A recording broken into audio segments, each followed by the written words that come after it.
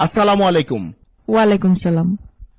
মা জননী, আসলে আমরা বেশ কয়েকদিন যাবৎ চেষ্টা করছিলাম আপনার একটি সাক্ষাৎকার নেয়ার জন্য, কিন্তু বিশেষ কারণে হয়তো আপনি আমাদেরকে সময় দিতে পারেননি।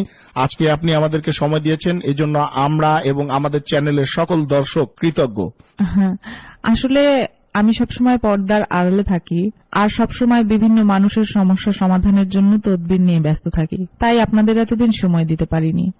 যা বলার একটু তাড়াতাড়ি বলবেন, ভিতরে লোক বসা, তারা অনেক দূর দূরান্ত থেকে আসছে। মা জননী, আমরা বিভিন্ন গণমাধ্যম এবং লোকমুখে জানতে পেরেছি যে আপনার অনেক অলৌকিক ক্ষমতা রয়েছে, যা দিয়ে আপনি লোকেদের তদবির দেন এবং বিভিন্ন সমস্যার সমাধান করেন।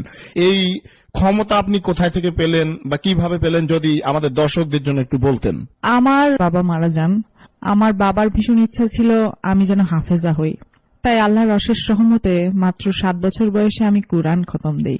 এরপর আমার 11 বছর বয়সে একদিন একজন আলেম জিনের সাথে আমার স্বপ্নযোগে সাক্ষাৎ হয়। তিনি আমাকে মানবতার সেবা করার জন্য আধ্যাত্মিক শিক্ষা ও জ্ঞান দান করেন। তারপর 12 বছর বয়স থেকে আজ অবধি মানবতার সেবায় কাজ করে যাচ্ছি। আপনি আসলে কি কি বিষয়ে তদবির দিয়ে থাকেন? যদি কোনো ছেলে বা মেয়ে কাউকে মন থেকে সত্যি ভালোবাসে, আমি চ্যালেঞ্জ করে বলতে পারি 48 ঘন্টার মধ্যেই সেই ছেলে বা মেয়ে ছুটে আসবে তার কাছে। কারো স্বামী বা স্ত্রীর মধ্যে যদি কোনো পরকীয়ার কারণে সংসারে অশান্তি হয়, 24 ঘন্টার ভিতরে সেই সংসারের সকল অশান্তি দূর করে শান্তি ফিরিয়ে দিব ইনশাআল্লাহ। এছাড়াও কারো সন্তান অবাধ্য হলে তাকে বাধ্য করা, কারো বিদেশ যাত্রায় যে কোনো ধরনের বাধা থাকলে 1 সপ্তাহের ভিতরে সব সমস্যার সমাধান করে দিব। আজ পর্যন্ত অগণিত প্রবাসী আমার দেয়া লটারির নম্বর কেটে লটারি বিজয়ী হয়েছেন এবং তাদের ভাগ্য পরিবর্তন হয়েছে। এই যে লটারি বিজয়ী হয়েছে, হ্যাঁ, এরকম কি কোনো প্রমাণ আপনার কাছে আছে? হ্যাঁ, অবশ্যই আছে। এবং যারা লটারি বিজয়ী হয়েছেন তারাও স্বীকারোক্তি দিয়েছেন, এরকম বিভিন্ন ভিডিও আছে। আমি আগে আসছিলাম শ্বাসকষ্টের জন্য, এই পানি ভরা তেল ভরা নিয়েছি, আমি নিজে খাইছি, উপকার হয়েছে, ভালো হয়েছে। আমি প্রথমে আসছি, আমার প্রচুর পরিমাণে শ্বাসকষ্ট ছিল। প্রতিদিন ইনহেলার নেওয়া লাগছে, তাছাড়া চলছে না আর কি। জেনে গেছি আমার এটা নেওয়া লাগছে, তারপরে আসছি। আসার পরে থেকেই মানে গত সপ্তাহে আসছি, আজকে শুক্রবার, 1 সপ্তাহের মধ্যে ইনশাল্লাহ আমার ভালোই লাগতেছে। একজন আমার প্রতিবেশী আর কি অনেক অসুস্থ ছিল, বাচ্চা অনেক দীর্ঘদিন যাবৎ।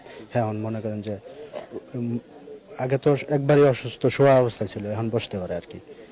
তো এই ধরনের আরো 2-3 জন আসছে আর কি, যার কারণে আমরা আসছি এখানে ওই সন্তানদের জন্যই জানি। সমস্যা ভালো হয়ে গেছে।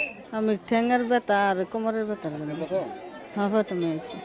এখানে শুনছি সবাই আসলে নাকি যে এটা এই অসুস্থতা থাকে এটা নাকি ভালো হয়ে আসে। মা জননী, এইসব কাজের জন্য আপনি আসলে কত হাদিয়া নেন?